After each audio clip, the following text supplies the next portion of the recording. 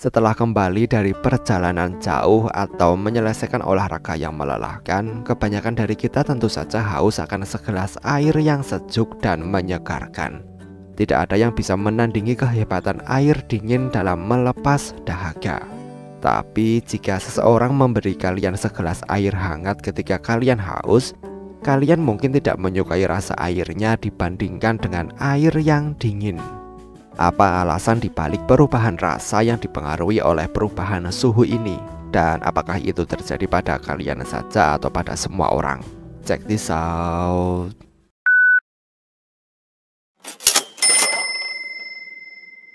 Di sekolah, kita belajar tentang 5 indera yang dimiliki oleh tubuh dan salah satunya adalah indera perasa. Kita juga diajari tentang lidah, organ indera yang memiliki ribuan indera pengecap yang membantu mendeteksi berbagai rasa.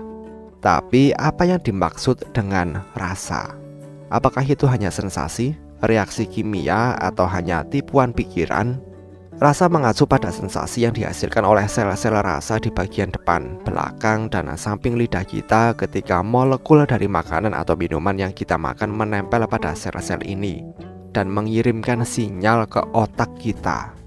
Oleh karena itu, pengecapan bisa dianggap sebagai campuran berbagai reaksi kimia yang terjadi di lidah kita.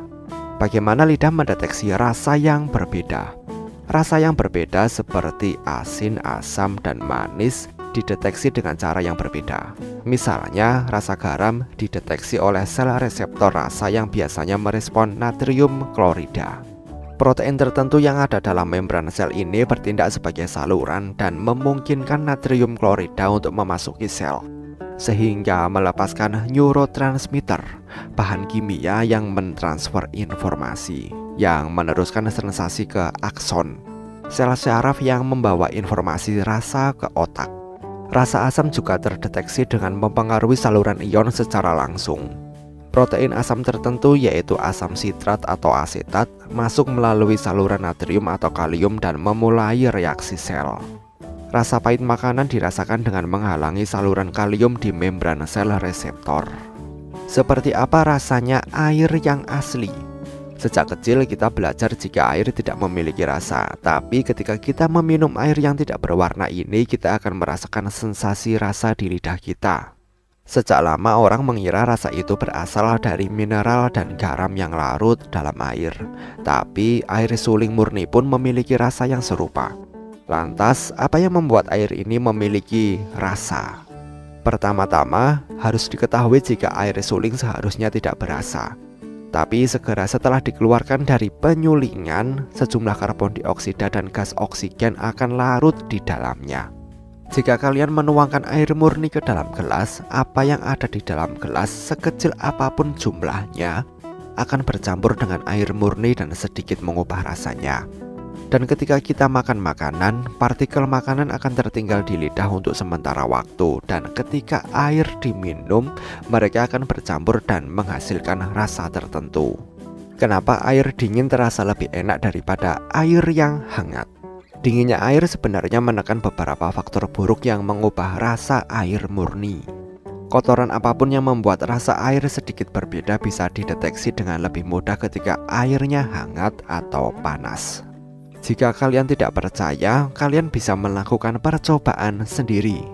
Ambil gula atau garam dan masukkan ke dalam air dengan suhu berbeda.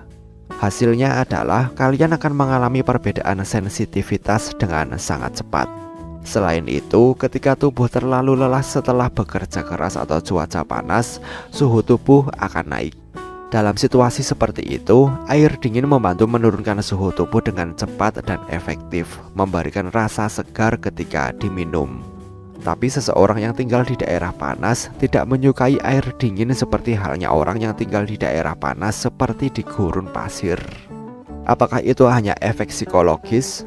Meskipun rasa air bergantung pada banyak faktor seperti suhu dan elemen mineral, sebagian besar juga merupakan efek psikologis murni.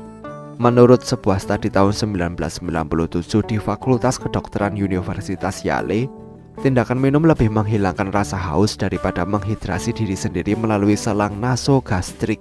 Secara sederhana, jumlah air yang sama bisa diberikan kepada dua orang yang berbeda. Tetapi orang yang meminumnya melalui mulut akan merasa lebih segar dan terhidrasi. Bagaimana menurut kalian? Sampaikan pendapat kalian di kolom komentar. Terima kasih telah menonton video ini dan sampai jumpa di next video.